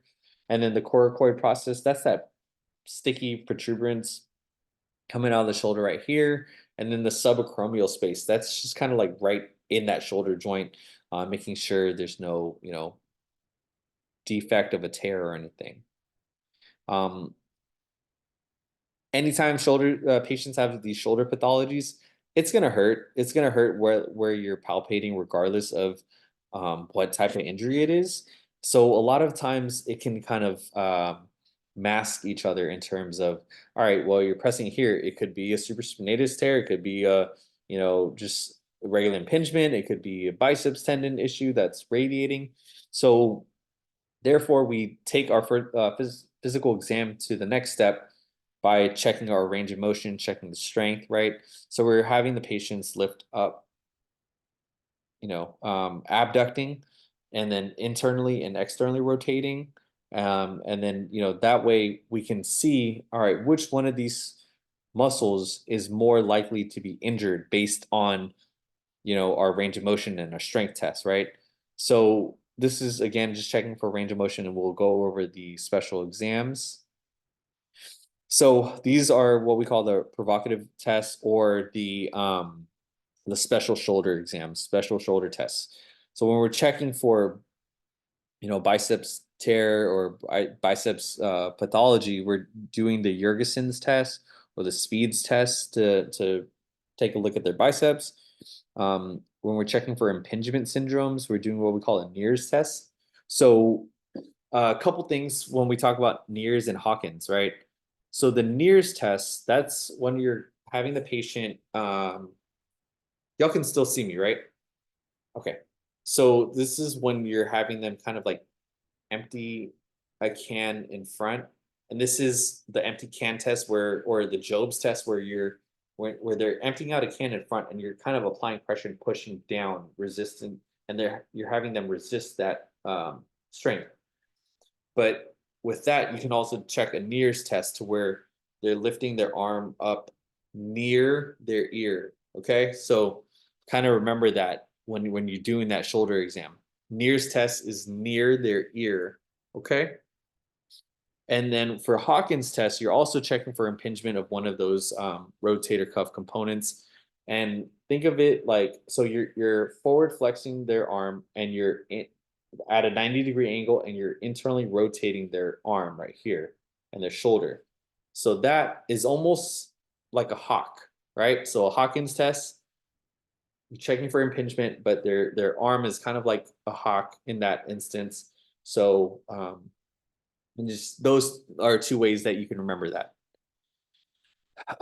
So next, when you're checking for the acromioclavicular joint, or what we call an AC crossover or a scarf test, right? So a scarf, you're throwing over your neck, right? So with that, you're putting your arm across, and that's an AC crossover. You're checking to make sure they're able to fully, or if they're limited, they're just, kind of limited like right there. Cross arm test, we don't really do that too much. And then stability, this is checking for any like labral tears or dislocations for like an apprehension test or an O'Brien's test, but that's typically not as related to the rotator cuff muscles and tendons. All right, so impingement, what does that mean, right? So a rotator cuff impingement is when the rotator cuff becomes pinched underneath the acromion, right? So kind of going back to this picture over here. So the tendon right there, and this is the acromion, when that tendon gets like stuck in there, as you can see, there's so many different components. There's bursas, there's tendons, there's ligaments. So here's the tendon of the supraspinatus muscle right here. Say that bursa is super inflamed and you're trying to move that shoulder around. You might feel a little clicking. You might feel a little like tension there because there's some impingement going on because something's stuck there. Again, small component, small space in terms of, gliding and moving around, but with so many different components, anytime we're going to get that swelling and inflammation, we're going to get some type of impingement going on. So, I'd rather have a patient have a rotator cuff impingement as opposed to a rotator cuff tear, right? So a tear is actually one of those tears of the tendons or a strain, right, that we grade into different severity. So that's caused from like overuse, or as we get older with time, degeneration and or trauma, patients falling with their arms stretched out like this, falling backwards behind. Different mechanisms can cause different types of injuries to the rotator cuff muscles. Something that one of our ortho docs told me was, patients over 60 just with degeneration and over time, they're about 60% of them are going to have some type of partial tear in their rotator cuff capsule. And even more so higher, once they're over 70. It's just with time, as we keep moving our shoulders up and down, things like that, we're going to get that issue.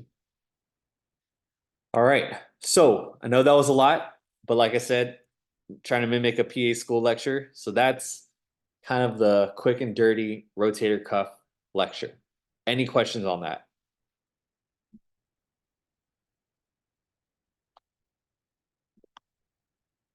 All right, we're good then. Let's move on to this case study. It's an ortho case. Just because we're, kind of a little crunch for time, I'll go ahead and read through it.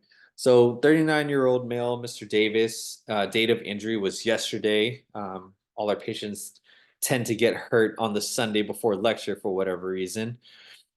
Chief complaint, I can't lift my right arm above my head. What's going on with this patient? So chief complaint, I was playing catch with my son and now I can't reach above my head. So I'm pretty sure he's throwing overhand, throwing and catching, right? So review of systems, pertinent negatives, no weight loss, no fever, chills, nausea, headaches, nausea again, sorry, vomiting, chest pain, shortness of breath, no urinary incontinence, numbness, tingling, weakness in extremities. He's just complaining of some joint pain and decreased range of motion. Again, he can't lift over his head, right? Pain, he rates it as an 8 out of 10. That's constantly achy, intermittently sharp. He's unable to sleep on that right shoulder. It's worse with movement and better with rest. And so far, he's just iced it, taken 800 milligrams ibuprofen and put some biofreeze on it. All right. Who wants to give a quick, brief HPI right here for us?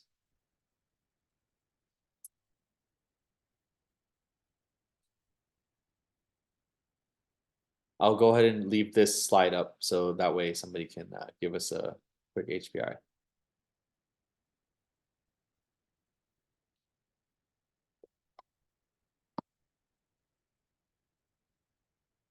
Somebody going to be voluntold?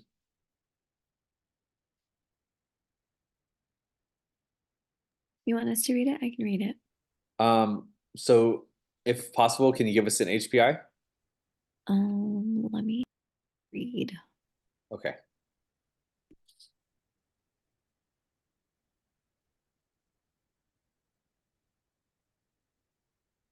Okay, so Mr. Davis is a 39-year-old male that was playing catch with his son and now can't reach above his head, has a pain of 8 out of 10 that is constantly aching and intermittently sharp.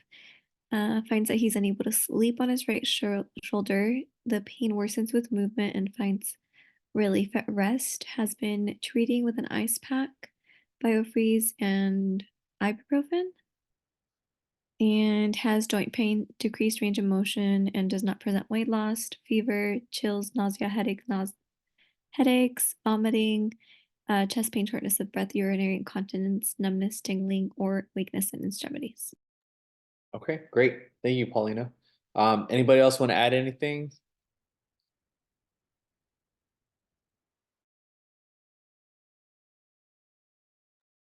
We're good. Okay. So I think one thing you might have missed, date of injury, right? So yesterday he was playing catch, so onset. Injury happened yesterday, or you could say like shoulder pain times 1 day, things, something like that. But yeah, great. Good job, Paulina. Thanks. All right, so on physical exam, it's looking fine, just a little mild acute distress, but no trauma to the head. Everything else looks pretty normal. Let's listen to his heart and lungs. Lungs sound clear, no issues there. Everything else looks fine until we get to the shoulder exam. Okay. Let's go ahead and have somebody read the left shoulder exam, and then we'll have somebody else read the right shoulder exam.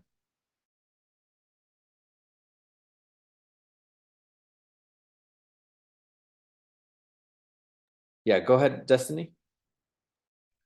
Left shoulder, normal appearance, full active range of motion and passive range of motion. No tenderness or palpation over AC joint, biceps tendon, pterygoid or subacromial space, negative nervism, painful arc, AC crossover, mirrors, Hawkins test, Apley scratch test, 5 out of 5 grip strength. Nice. Thank you, Destiny. All right. So let's go ahead and have somebody do right shoulder, please. Jocelyn, go ahead. Right shoulder, appearance, no ecchymosis, no swelling, no deformities, limited active range of motion, limited passive range of motion, secondary to pain, tenderness to palpation, over a glenohumeral joint, posterior shoulder, and subacromial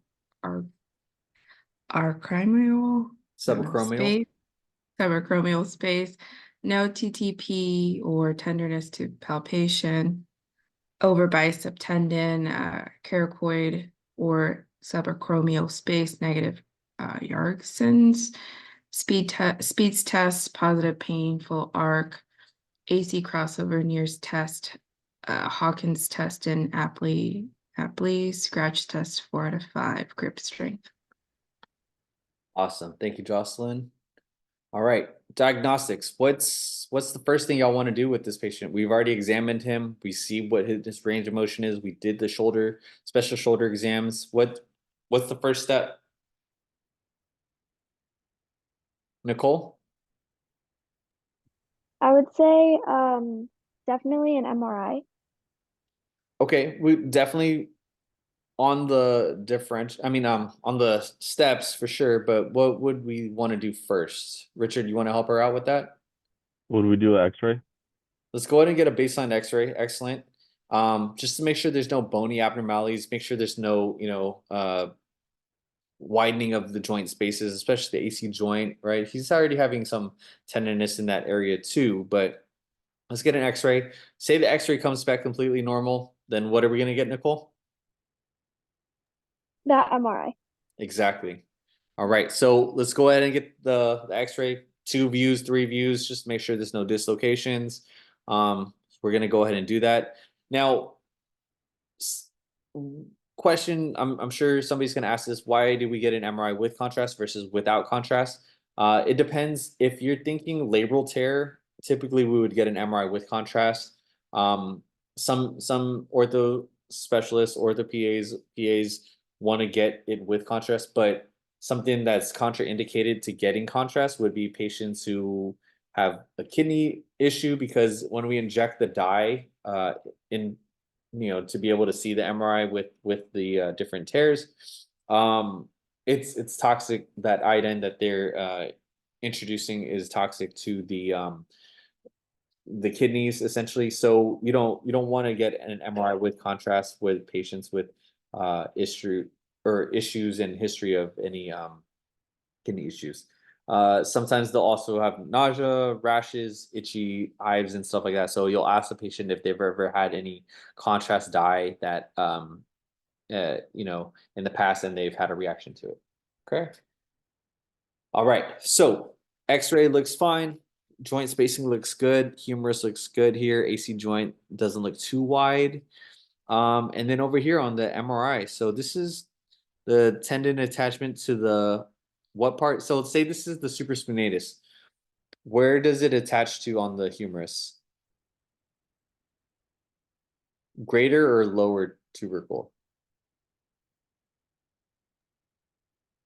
Greater. Greater, yes, the greater tubercle. And so, boom, we got a tear right there, and then now we have some retraction. So that muscle belly of the supraspinatus is pulling this part of the tendon up, and now there's this gap in between. So what are we going to have to do with this patient? What do y'all think?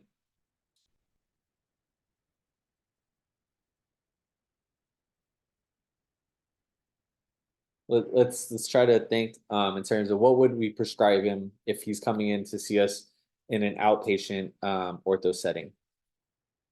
What are we going to do?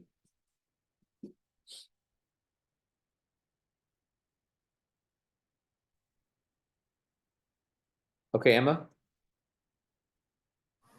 You're going to refer him for physical therapy. Okay. And depending on his pain level, maybe pain management, but I would probably wait until after how he does with physical therapy. Yeah, excellent. So a lot of patients will ask us too, like, hey, I have a tear. Why am I doing physical therapy? They want to get that range of motion, right? Just because there's a tear of one of the tendons of the rotator cuff, say the supraspinatus is torn, you got 3 other muscles that we got to work on to make sure that it's not also getting weaker in terms of your range of motion and things like that.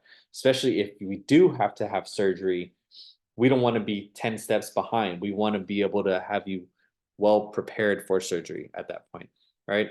So we'll definitely want to try to do all the conservative treatments first. NSAIDs, whether it's naproxen, ibuprofen, diclofenac sodium, icing, 20 minutes on, off, and then 20 minutes on again, another hour or so later, resting. So preventing this patient, Mr. Davis, from playing catch with his son, no overhead reaching, no heavy lifting, right? So again, physical therapy to increase that range of motion and strength of the other shoulder components, as Emma was mentioning with physical therapy referrals. Sometimes patients will undergo a steroid injection before, finally talking about an open repair or an arthroscopic surgical intervention. All right.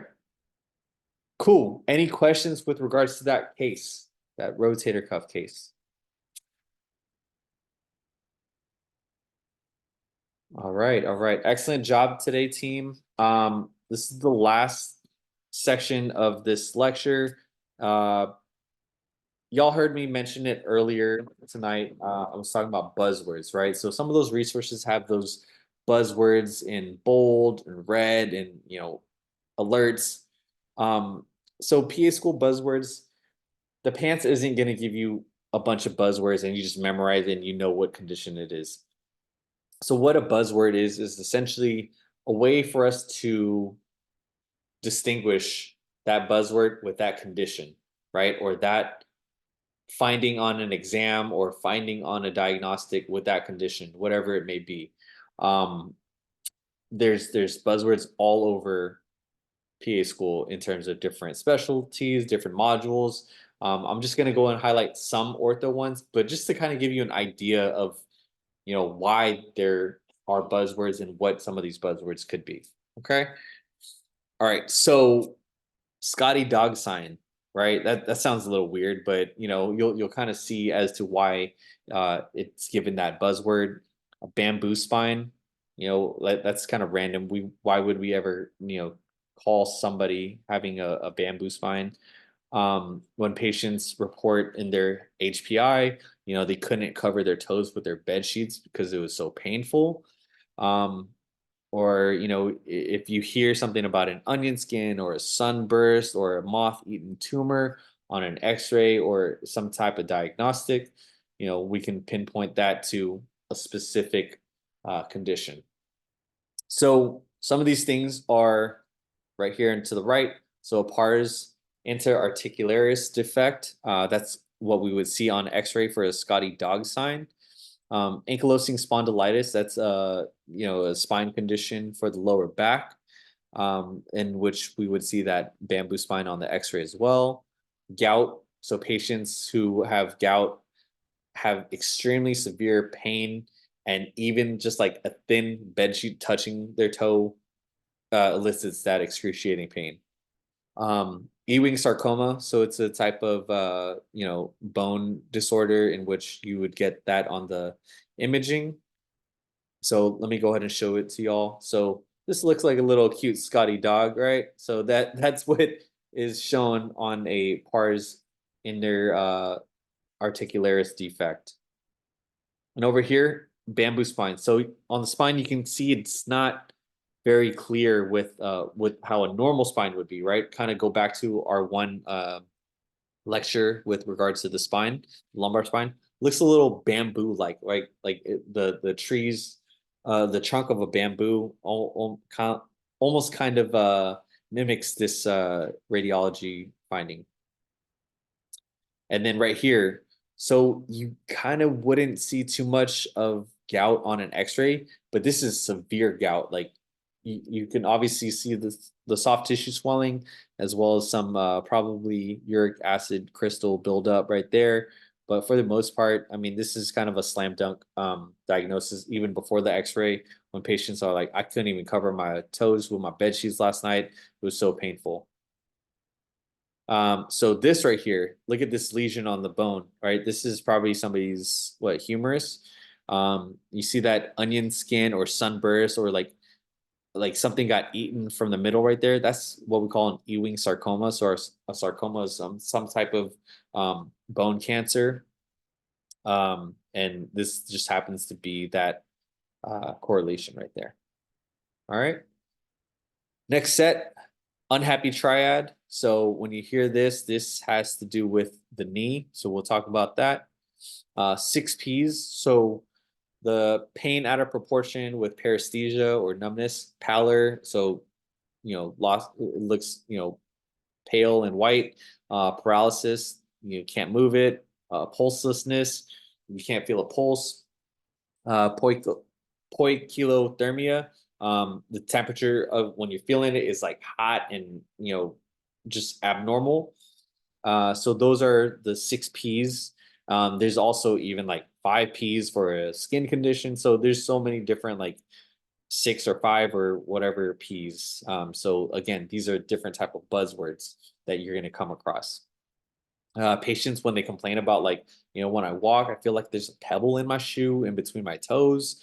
And then also, if you hear somebody refer to somebody's knee as a housemaid's knee, that's also another condition. So here they are on the right. So the unhappy triad consists of an ACL, the anterior cruciate ligament, as well as MCL, the medial collateral ligament, and a meniscus tear. So all three of those make up the unhappy triad. Compartment syndrome, I kind of mentioned it earlier today, but you're going to get all of these things. I'll show you a picture of what compartment syndrome would look like. But a lot of times that's with any type of severe lower extremity trauma. Alex Smith, the NFL quarterback, a few years back, he broke his leg and almost, or pretty much had compartment syndrome and almost had to have it amputated. The pebble in the shoe, so that's a Morton's neuroma. That's typically in patients who wear heels, high heels, or shoes that are just way too narrow for their foot. And the housemaid's knee, that's a prepatellar bursitis. In the shoulder lecture, we talked about a bursa, right? So those are those fluid-filled sacs. So a little bursitis in the front or behind the so in front of the patella, right? Pre-patella bursitis. All right, so here we are with the unhappy triad. You got that ACL tear, you got that MCL tear, and you got that medial meniscus tear right there. Okay. The 6 P's of compartment syndrome. So all our extremities and limbs are essentially created in little compartments right here. And they, consist of nerves, muscles, blood vessels. And anytime there's some type of swelling and trauma, it's going to be pushing on those nerves and blood vessels, which causes that pallor, that paralysis, that paresthesia, the pulselessness, right? So that's when it comes into play. So this is when we have that increase in intracompartmental pressure of those limbs, and that's an emergent surgery. They need to go to the OR, get that pressure relieved. Okay. All right. Here's that Morton's neuroma. So this is the inflammation or swelling of the nerves. It causes severe pain and numbness. So sometimes we'll do like NSAIDs to try to get that down. Sometimes they'll do a steroid injection. Sometimes they might even do a nerve surgery to remove that part of the nerve. But typically the main step would be, hey, you got to change your shoes. I would definitely recommend for you to stop wearing high heels or not wear shoes that are so tight and narrow. All right. And then lastly, this is that prepatellar bursitis. So as you can see, it can get super inflamed with that bursa. Sometimes you can get infected. So you might need to treat with antibiotics, might need to drain it out, things like that. All right. So again, I don't want you to memorize these conditions, but I just want you to know that there are buzzwords out there that kind of put an association of like a condition or a finding to that diagnosis itself. All right, y'all. Perfect. Adrian, yes. Are these conditions things that as a PA in ortho you could only diagnose, or like if you're an urgent care PA and you see like any of these conditions, you'd be able to just like kind of should be able to spot them out? Yeah, for the most part. I mean, in my specialty, I've had a patient with an ACL and a meniscus tear. So not fully the unhappy triad, but almost it. Plenty of gout patients, bursitis is prepatellar, or has anserine bursitis, olecranon bursitis, things like that. But yeah, just kind of random conditions that you could come across. Compartment syndrome, if it's bad, ER for sure. All right, y'all. So the last thing I wanted to talk to y'all before I let y'all go, I know it's a little bit after 9, but this is just the last thing we want to talk about. This is why I wore my Mamba mentality, my Kobe Bryant sweater. It's just the mentality that I want to share, right? So a lot of times we have different obligations with things we have to do, right? I have to take this class. I have to take this prereq. I have to, get these hours by working as an MA making minimum wage or barely above minimum wage. instead, I want you to turn that into a get to mentality. So you have to do things. It makes it seem like it's an obligation and you're dreading to do it, right? As opposed to this get to mentality where you have the opportunity to do it. You have the opportunity to take these courses that will help build your foundation for PA school, for understanding better pathologies and pathophysiologies, once you're out working as a PA. Different exposures to seeing these things as a scribe or an MA, right? So it almost goes back to what I talked to y'all about when I got rejected by those schools and I printed out all my rejections, and right, and I was just like, man, I'm gonna get to show them I have to take this year off because I got rejected, but I'm gonna show these schools. But instead it was like, all right, no, now I have this opportunity to get better, to improve my application, to improve myself as a student. So don't be discouraged that you have to reapply or you have to do X, Y, and Z. You get to reapply, but that's okay because you get this extra year to grow, right? That I don't like calling it gap years anymore. I call them growth years, right? So just kind of keep that in your mindset. Whether it's going to be your first time applying, second time, third, doesn't matter. You're going to have all these growth years. You're not wasting that time. You're utilizing those times to build yourself up. All right. All right, everybody. I'll stick around for a little bit for a couple questions, but I know it's late. I appreciate y'all being on tonight. Have a good night. Have a good rest of the week. I'm excited for this last week. Next week, I have a special surprise for y'all, but for the most part, I'll let y'all know one way or another whether we're going to continue with another cohort with new stuff and just add students, or if we're just going to take a break and give other students an opportunity first. Okay. All right, y'all. Thank you again so much. Have a good night. Stay safe out there, especially because the storm's coming too. But yeah, have a good one. All right. Thank you. Good night. Thank you. Good Thank night. Thank you. Bye. Bye.